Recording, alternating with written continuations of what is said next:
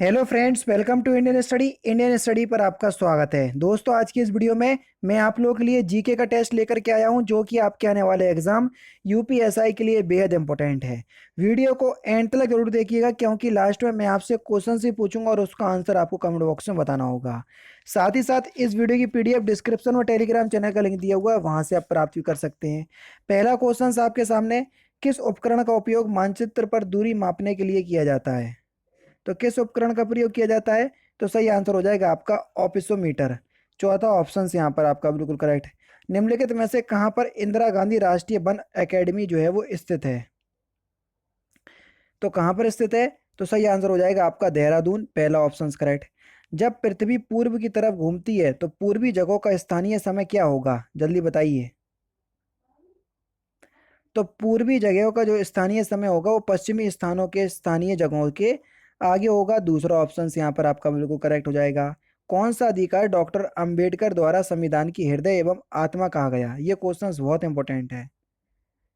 तो सही आंसर हो जाएगा आपका संवैधानिक उपचारों का अधिकार, जो कि आपका आर्टिकल नंबर 32 यानी कि 32 है।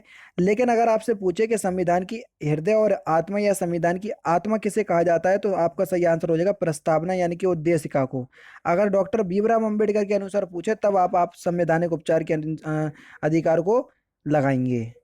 निम्नलिखित में से संविधान के किस अनुच्छेद में राष्ट्रपति पर दोषारोपण का प्रावधान है? जल्दी बताइए।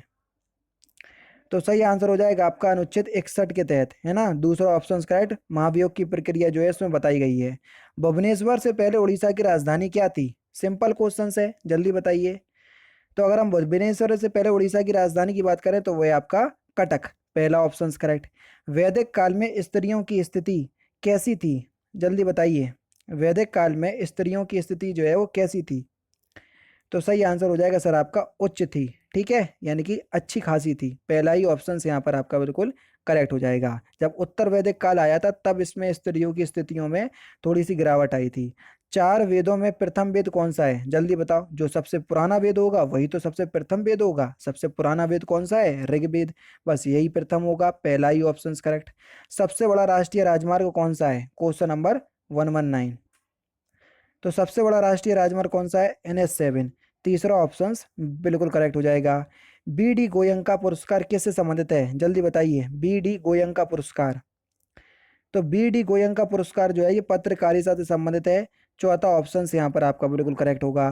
कौन सा राजा चोल राजवंश से संबंधित नहीं है? जल्दी बताओ। कौन सा राजा चोल राजवंश से संबंधित नहीं है?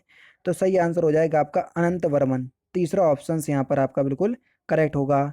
विश्व की सबसे गहरी झील कौन सी है? जल्दी बताइए। विश्व की सबसे गहरी झील।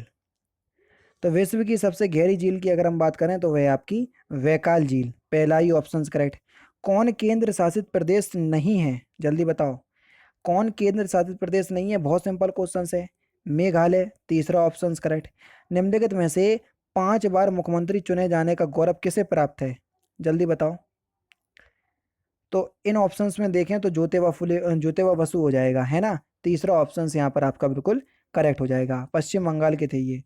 राष्ट्रीय साक्षरता मिशन का आरंभ निम्न में से किस वर्ष किया गया? तो किस वर्ष किया गया?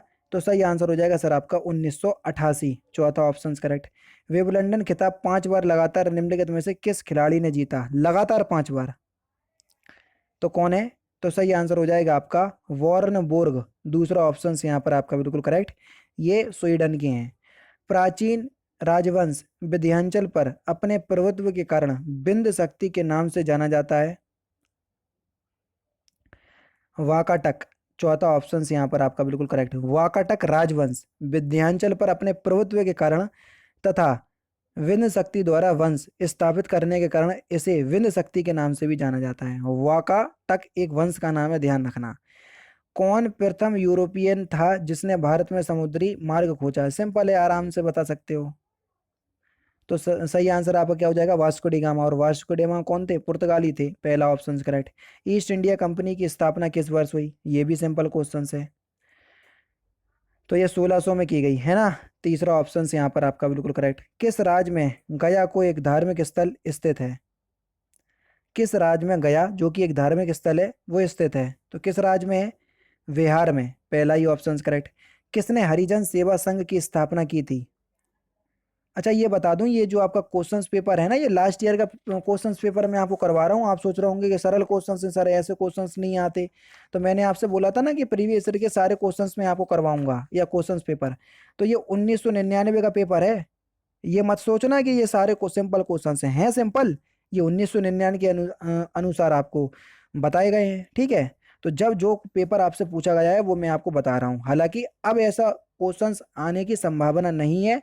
हाँ, प्रीवियस ईयर में आपको हमेशा क्वेश्चंस देखने को मिल जाते हैं, इसलिए हो सकता है कि एक दो दो तीन क्वेश्चंस देखने को मिल जाए, तो इसलिए मैं स्किप नहीं कर रहा, एक एक वीडियो में आपको करवाता जा रहा हूँ। तो इसलिए मैं आपको करवा रहा हूँ, ठीक है। तो हरिजन सेवा संघ की स्थापना किसने की थी? तो ये महात्मा गांधी ने की थी, तीसरा ऑप्शन करेक्ट। सिखों के सैन्य संप्रदाय खालसा का प्रवर्तन किसके द्वारा किया गया है? खालसा पंथ की स्थापना। तो सही आंसर हो जाएगा गुरु गोविंद सिंह, तीसरा ऑप्शन करेक्ट। सिंह सिलसिले की शुरुआत इन्हीं ने की थी। तो देखो, इन्हीं गुरु के नाम के आगे सिंह लगता है और किसी के नहीं। संविधान में कितने वर्ष से कम आयु के बच्चों को श्रम का प्रावधान नहीं है? तो सही आंसर होगा 14 वर्ष, ठीक है। अनुच्छेद 24 में नहीं था ये। प्रथम महिला एयरबस चालक कौन थी? जल्दी बताओ। फर्स्ट है इसलिए आपको इंपॉर्टेंट है ये। तो सही आंसर हो जाएगा आपका दुर्गा बनर्जी, तीसरा ऑप्शन करेक्ट। कारगिल समस्याओं पर बैठाई गई जांच समिति थी? तो सही आंसर हो जाएगा आपका के सुब्रमण्यम समिति, चौथा ऑप्शन करेक्ट। नींबू संतरे जाति से संबंधित फलों को किस विटामिन का अच्छा स्रोत माना जाता है? ये भी बता सकते हो। विटामिन सी के ये अच्छे स्रोत हैं, दूसरा ऑप्शन करेक्ट। पलायन वेग किसे कहा जाता है या किसे कहते हैं? वह वेग जिससे उपग्रह पृथ्वी की गुरुत्वीय शक्ति से बाहर निकल जाए उसको ही हम परायन वेग कहते हैं, दूसरा ऑप्शन करेक्ट। किस स्थान पर दृष्टि से विकलांगों के लिए राष्ट्रीय संस्थान स्थित है? तो सही आंसर आपका क्या हो जाएगा सर? उत्तराखंड के देहरादून में, पहला ही ऑप्शन करेक्ट। भारत का वन विस्तार लगभग कितना है? भारत का वन विस्तार, तो सही आंसर आपका क्या हो जाएगा सर? 24.16% है वर्तमान में, ठीक है। 24.16, तो आप 25% के आसपास लगा सकते हैं, राउंड फिगर में लगभग की बात है ना, तो 25% लगा सकते हैं। हर देश को 33% की आवश्यकता होती है, लेकिन भारत अभी फुलफिल नहीं कर पाया है, तो 25% के अराउंड आप लगा सकते हैं। बुंदेलखंड पर स्थित बुंदेलखंड पर निम्नलिखित में से किस राजपूत वंश ने शासन किया? तो सही आंसर हो जाएगा आपका चंदेल वंश, तीसरा ऑप्शन करेक्ट। किसने वेदांत कॉलेज की स्थापना की थी? तो किसने की थी? राजा राम मोहन राय। सितारा देवी संबंधित है, ये क्वेश्चन इंपॉर्टेंट है बहुत ज्यादा। कथक, क्योंकि कथक उत्तर प्रदेश या उत्तर भारत का नृत्य है, इसलिए पूछ लिया जाता है। कौन सा विज्ञान फॉसिल प्लांट से संबंधित है? तो सही आंसर हो जाएगा आपका पैलियो बॉटनी विज्ञान, पहला ऑप्शन करेक्ट। भारत में राजनीतिक विकेंद्रीकरण क्या सिद्ध करता है? तो पंचायती राज की स्थापना, पहला ही ऑप्शन यहाँ पर आपका बिल्कुल करेक्ट है। अंतर्राष्ट्रीय सद्भावना के लिए नेहरू पुरस्कार प्रदान किया जाता है? तो सही आंसर हो जाएगा सर आपका भारत सरकार के द्वारा, पहला ऑप्शन करेक्ट है। किसके द्वारा भारत के राष्ट्रपति को उसके पद से पदच्युत किया जा सकता है? तो सही आंसर हो जाएगा सर आपका संसद के द्वारा, महाभियोग की प्रक्रिया से, अनुच्छेद 61 में जो नियत है। किस गवर्नर जनरल का नाम सहायक संधि से जुड़ा है? तो इस क्वेश्चंस का आंसर आप मुझे कमेंट बॉक्स में बताएंगे, क्योंकि ये है आपका लास्ट क्वेश्चंस। तो दोस्तों ये थे आपके 40 जीके के इंपॉर्टेंट क्वेश्चंस जो प्रीवियस ईयर में पूछे जा चुके हैं। हालांकि क्वेश्चंस बहुत पुराना है, मैं बोल रहा हूँ कि ऐसे क्वेश्चंस अब नहीं आएंगे, लेकिन भूले भटके अगर एक आध क्वेश्चंस आ जाए तो आपके दिमाग में मतलब रिमाइंड होने चाहिए कि हाँ सर ने ये करवाया था। तो इस वजह से मैं करवा रहा हूं, वरना इसके पीछे और कोई उद्देश्य नहीं है इतने सरल क्वेश्चंस करवाने का। क्योंकि कल का ही अगर आप सेट पेपर देख लोगे तो खुद समझ में आ जाएगा कि मैं किस लेवल की तैयारी आपकी करवा रहा हूं, ठीक है। अगर वीडियो आपको अच्छी लगी हो तो प्लीज़ दोस्तों वीडियो को लाइक और शेयर जरूर कर दीजिएगा। तो दोस्तों फिलहाल की वीडियो में सिर्फ इतना ही। अगर आपको वीडियो पसंद आए तो प्लीज़ दोस्तों वीडियो को लाइक कीजिए, शेयर कीजिए और साथ ही साथ हमारे चैनल को सब्सक्राइब करना ना भूलें, क्योंकि मैं रोजाना इसी तरह की वीडियोस आप लोगों के लिए लाता रहता हूँ। नमस्कार दोस्तों, जय हिंद, जय भारत।